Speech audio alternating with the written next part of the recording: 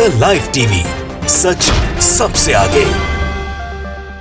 दोस्तों, मैं अब्बास हफीज हूँ। भारतीय जनता पार्टी जब से सरकार में आई है, न जाने कैसे कैसे काम करती है, जिससे वो चीज़ें होती हैं जो इतिहास में कभी नहीं हुई होती हैं। अब जो है मामला, वो दिल्ली जो पुलिस है, दिल्ली पुलिस की साख दाव पे लगा के रख दी है दिल्ली दंगे के मामले के अंदर।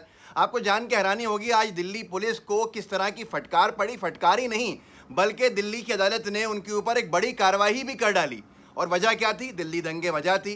दिल्ली दंगे के अंदर जांच से इतना संतुष्ट था कोर्ट, इतना संतुष्ट था कि उसने इतनी बड़ी कार्रवाई कर दी कि दिल्ली पुलिस को ऊपर जुर्माना ठोक दिया। यह आपने कभी नहीं सुना होगा कि अदालत ने गुस्से में आके पुलिस के ऊपर जुर्माना ठोका हो। यह आप खुद देखिए, आपके सामने है। दिल्ली में हुए दंगे को लेकर न्यूज़ 24 ने डाला है, दिल्ली में हुए दंगे को लेकर पुलिस की जांच से कोर्ट असंतुष्ट। कड़कड़डुमा कोर्ट ने दिल्ली पुलिस पर ठोका 25,000 का जुर्माना, कहा जांच में बरती ढिलाई। ये वो जांच है जिसके ऊपर बहुत दिनों से, बहुत महीनों से आरोप लग रहे थे, बहुत तरह तरह की बातें हो रही थीं। दिल्ली पुलिस जो थी लोगों के आरोपों के घेरे के अंदर थी। लोगों का कहना साफ तौर पे ये था कि जो भाजपा की तरफ के लोग हैं उनको बचाया जा रहा है, जो भाजपा के विरोध में जो एक्टिविस्ट हैं उनको फंसाया जा रहा है, ऐसा आरोप लोगों ने लगाया था। ऐसे ऐसे आरोपों के ऊपर दिल्ली पुलिस ने पिछले साल ये कहा था, जो इंडिया टुडे ने लिखा है, Delhi police on riots investigation. Delhi दंगों की जांच के ऊपर दिल्ली पुलिस ने कहा कि जो लोग इस जांच पर सवाल खड़े कर रहे हैं वो अदालत जाएं, अदालत के अंदर हम उनके सवालों का जवाब देंगे, जो होगा वो अदालत में होगा। और वो अदालत में हुआ कि अदालत ने भी आज ये कह दिया, बहुत दिनों से अदालत बहुत बार फटकार लगा रही थी, लेकिन आखिरकार अदालत ने सीधे सीधे जुर्माना ठोक दिया। मतलब यह है कि आपने गलत जाँच की रिपोर्ट दी है, ढिलाई बरती है।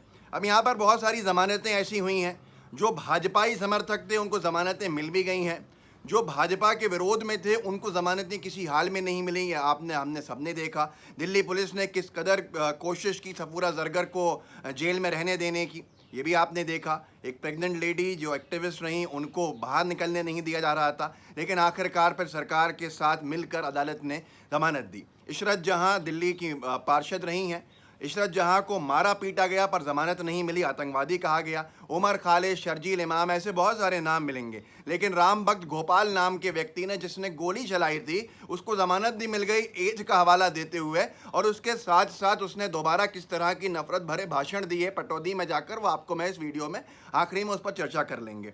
लेकिन मामला इससे पहले भी कोई नया नहीं है।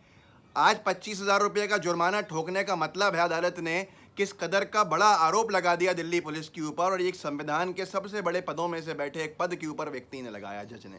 तो ये कोई मामूली चीज़ नहीं है। लोग कह रहे हैं कि भारतीय जनता पार्टी, मोदी सरकार कितनी हमारी संवैधानिक संस्थाओं की साख दाव पे लगाएगी, ये समझ से परे है अपनी राजनीति के चलते। और दिल्ली पुलिस को इससे पहले भी डांटा था। डांटा इसलिए भी था कि बहुत सारे ऐसे बेकसूर लोग थे जिनकी ज़मानतें नहीं हो रही थीं, जो कोर्ट को साक्ष्य नहीं दे पा रही थी दिल्ली पुलिस, लेकिन फिर भी अंदर रखा गया था। ऐसे लोगों पे कसूर था नहीं था, वो कोर्ट तय करेगा। ऐसा ही एक केस था, मैं आपको 2 केसेस बताऊंगा। और एक एफआईआर के सिलसिले में तो दिल्ली पुलिस को बहुत ही झाड़ लगाई थी कोर्ट ने। एक व्यक्ति जिसके पास तथ्य थे, उसके बावजूद भी उसके ऊपर उसकी एफआईआर इसलिए दर्ज नहीं हुई क्योंकि सामने वाले जो लोग थे वो भाजपाई समर्थक थे या जो भी थे। मैं आपको बताता हूँ, इसमें हिंदू मुस्लिम बहुत हुआ असल में। एक कोर्ट ने जाहिद को ज़मानत प्रदान की थी, न्यायमूर्ति सुरेश कैद थे। उन्होंने कहा था कि पुलिस ने दोनों मामलों में देरी से एफआईआर दर्ज की है। एक मामले में टिप्पणी करते हुए कहा कि एक मामले में विश्वास नहीं हो रहा कि दूसरे ग्रुप पर हमला करने वाली भीड़ ने अपने ही साथी की हत्या कर दी। आप खुद सोचिए, मतलब ये था कि मुस्लिम समुदाय के कुछ लोग थे जिनमें से एक की हत्या हुई थी, और अदालत के अंदर पुलिस ने उन्हीं ग्रुप के लोगों को पेश कर दिया था कि साहब इन्होंने ही हत्या की है। इस तरह का कुछ मामला था। तो जाहिद जो नाम था वो मुदस्सिर के साथ खड़ा था, जो वहाँ पे जान चले गई थी जिसकी। तो इस मामले के अंदर लेकर दिल्ली पुलिस ने जब ज़मानत दी तो उसने इतना ज़्यादा बड़ी टिप्पणी की थी कि यकीन नहीं होता कि अपने ग्रुप पे कोई हमला कर सकता। एक और मामले का दिल्ली पुलिस को फटकार लगाई थी। उसमें जस्टिस विनोद यादव साहब ने कहा था कि निसार अहमद को अब शिकायत जो है इसके ऊपर हम ज़मानत दे रहे हैं। 2 अलग अलग एफआईआर दर्ज करने के मजिस्ट्रेट अदालत के आदेश के खिलाफ दिल्ली पुलिस द्वारा दायर की गई समीक्षा याचिका को खारिज करते हुए ये टिप्पणी की। और ये पूरी की पूरी चीज़ें आपके सामने हैं कि 25 फरवरी 2020 को ही केवल एक घटना से संबंधित थी। पुलिस ने यह भी महसूस नहीं किया कि उसकी शिकायत में 24 और 25 फरवरी को ही 2 अलग अलग घटनाओं का जिक्र किया गया। इतनी लचर थी। तो ये सारी की सारी चीज़ों पे आरोप किस पे लगता है? भारतीय जनता पार्टी की सरकार पे, क्योंकि मोदी सरकार के अंडर में आती है दिल्ली पुलिस। दिल्ली दंगे तो हुए जिसमें कपिल मिश्रा जैसे 2 कौड़ी के नेता खुले मंच पर नफरत भरे दंगा भड़काने वाले बयान देके चले गए, लेकिन उसके ऊपर कार्रवाई कोई नहीं की गई। यहाँ तक कि एक जज साहब ने जो कोर्ट था उसमें वो पूरा वीडियो चला दिया कि ये क्या है, इसके ऊपर FIR क्यों नहीं हुई है कपिल मिश्रा पे और परवेश साहिब सिंह पे। अब यहाँ पर जनसत्ता ने एक और कुछ दिन पहले खबर छापी थी, दिल्ली दंगा, कोर्ट ने जांच में सीनियर अफसरों की निगरानी के अभाव पर DP को लगाई फटकार। उन्होंने कहा कि आप लोग किस तरह की रिपोर्ट बना रहे हैं, सीनियर अफसर जो हैं आपकी लापरवाही कर रहे हैं। इससे पहले दिल्ली दंगों के मामले में अदालत ने दिल्ली पुलिस को फिर फटकार लगाई थी कि आप सही से फाइल्स मेंटेन नहीं कर रहे हैं, जो FIR हुई हैं 1 साल पहले। उन सारे मामले के अंदर एक और बार दिल्ली दंगे के मामले में 5 जून, अभी कुछ दिन पहले ही कहा था, पुलिस की कहानी पर संदेह जताते हुए अदालत ने 2 आरोपियों को दी जमानत, बोले तथ्यों पर विश्वास करना मुश्किल है। मतलब आप खुद सोचिए कि क्या किया है दिल्ली पुलिस के अफसरों ने, क्या अधिकारियों ने, कि बीजेपी ने उनकी साख को दाव पे लगा दिया और इतने बड़े मामले के ऊपर आज ये हालत हो गई कि कोर्ट 25,000 रुपये का जुर्माना ठोक रहा है किसके ऊपर, दिल्ली पुलिस पर, यह कहते हुए कि आपकी ये रिपोर्ट किस तरह की रिपोर्ट है, जाँच रिपोर्ट कैसी है आपकी।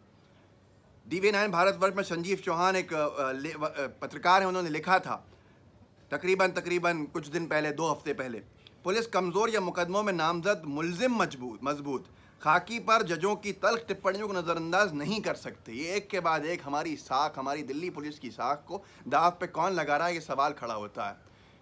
बहुत सारे लोग हैं जो बन हैं, शर्जील इमाम बन है ये कहने के ऊपर कि चक्का जाम करेंगे चिकन नेक को मामले के अंदर, जो होगा ठीक है, लेकिन तथ्य आपने क्या दिए हैं ये हैरान कर देने वाले हैं। शर्जील इमाम को आतंकवादी कहा जा रहा है, उमर खालिद को देशद्रोही, शर्जील इमाम को देशद्रोही कहा जा रहा है, उमर खालिद को आतंकवादी कहा जा रहा है, इशरत जहां को आतंकवादी कहा जा रहा है, सफूरा जरगर के ऊपर किस तरह की टिप्पणियां हुई हैं मैं यहाँ बोल नहीं सकता। ये सारी चीज़ें हमारे सामने हो रही हैं। और वहीं पर शाहरुख पठान जो है जिसने गोली चलाई, मैं कहता हूँ तथ्य है, वीडियो है, जांच के बाद आप सज़ा दीजिए, मत दीजिए जमानत, लेकिन फिर राम भक्त गोपाल जिसने गोली चलाई, कट्टा चलाया, जिसकी तस्वीर मौजूद है आपके स्क्रीन के ऊपर है, इसको क्यों जमानत दी गई थी? केस ने दोबारा इसकी इतनी हिम्मत हुई, कौन संरक्षण देता है, सरकार ने बैठा हुआ या सत्ताधारी दल ने बैठा हुआ कि इसको तो पार्टी भी ज्वाइन कराई थी बीजेपी ने, फिर अगले दिन हटा दिया था कि ये राम भक्त गोपाल को पटौदी के अंदर फिर बुलाया जाता है महापंचायत में, और ये इतने नफरत भरे भाषण देता है, मुस्लिम महिलाओं को अपमानित करता है, साथ में ये कहता है कि उठा लो उनको, और उसके साथ साथ पटौदी के नवाब के बारे में क्या टिप्पणी की जाती है वो आपको याद है। ये देखिए, पटौदी महापंचायत में भड़काऊ भाषण देने के आरोप में राम भक्त गोपाल गिरफ्तार, CAA प्रदर्शन के दौरान फायरिंग कर आया था चर्चा में। ये क्या उपलब्धि है, ये कौन कर रहा है? अगर इस तरह से काम हो रहा है तो फिर दिल्ली पुलिस पर जो 25,000 का जुर्माना हुआ है बहुत सारे संकेत देता है। ये दिल्ली पुलिस अमित शाह जी के अंडर में आती है। अपनी साख को बचाने का काम हमारी संवैधानिक संस्थाओं करना चाहिए, ना कि राजनीति का शिकार होकर। आज जो दिल्ली पुलिस पर 25,000 का जुर्माना हुआ, ये तमाम उन अधिकारियों के लिए एक नसीहत है कि राजनीति के चलते अन्याय का साथ कभी नहीं देना चाहिए।